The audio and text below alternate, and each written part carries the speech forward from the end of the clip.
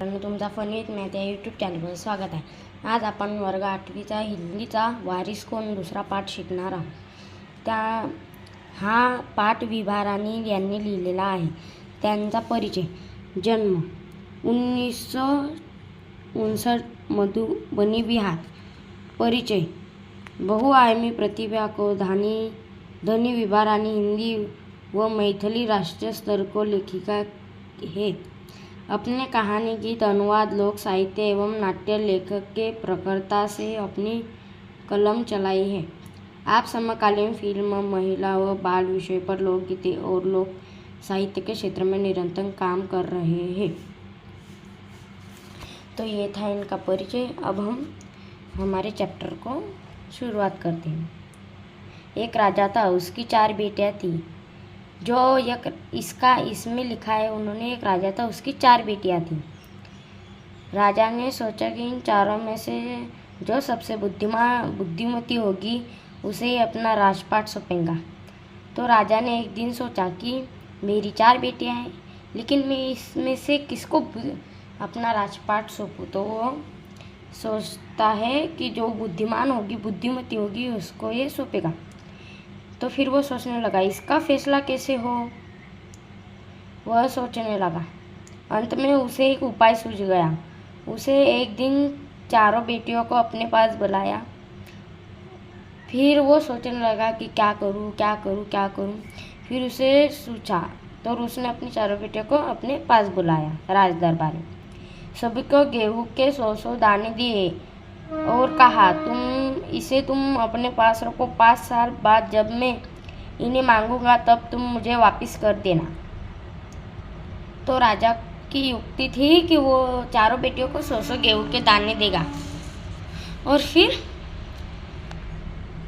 फिर वो उनसे कुछ साल बाद मांगेगा. गेहूं के दाने लेकर चारों बहन अपने अपने कमरे में लौट आई. बड़ी बहन ने उन दानों को खिड़की के बाहर फेंक दिया. फिर वो बहनें अपने कमरे में आ गई.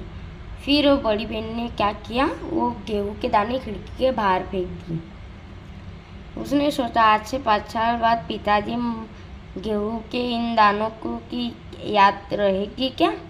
उसने सोचा 5 साल बाद पिताजी को ध्यान थोड़ी ना रहेगा इन गेहूं का. तो फिर और जो याद भी रहा तो क्या हुआ, भंडार से लेकर दे दूँगी. तो फिर राजकुमारी सोचती कि याद भी रहा तो क्या हुआ, भंडार से लेके दे दूँगी. महल में होता है जो भंडार घर, उसमें. दूसरी बहन ने दानों को चांदी की डिब्बी में डालकर उसे मखमल की थैली में बंद करके सुरक्षा अपने संदूकीचे में डाल दिया. दूसरी बहन ने क्या किया, उसने वो गेहूं के दाने लेकर चांदी की डिब्बी में बंद कर मखमल के कपड़े से ढककर उसे संभाल कर रख दिया.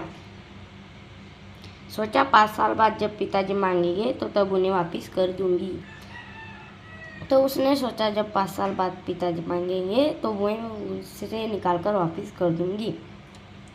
तीसरी बहन बस सोचती रही क्या करूं. छोटी बहन तनिक बच्ची थी.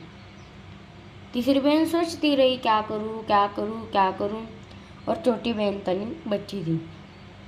शरारतें करना उसे बहुत पसंद था. जो छोटे बच्चे होते हैं उन्हें शरारत करना अच्छा लगता है, बहुत पसंद होता है. तो ये छोटी बहन भी कुछ वैसी तरह थी. उसे गेहूं के भुने दाने बहुत पसंद थे. उसने दानों को भुनवा कर खा डाला और खेल में मग्न हो गई.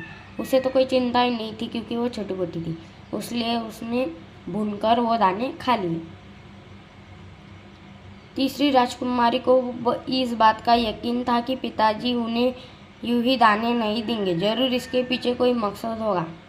तीसरी बेटी को पता था कि ऐसे तो नहीं देंगे पिताजी दाने, इसके पीछे कोई ना कोई मकसद ज़रूर होगा उनका. पहले तो उसने भी अपनी दूसरी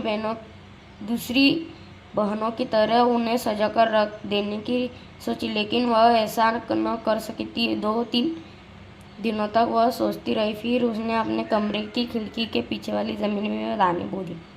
उसने सोचा अगर मैंने भी मेरे बहनों जैसा किया तो फिर उसने सोचा नहीं, क्योंकि वो गलत होगा.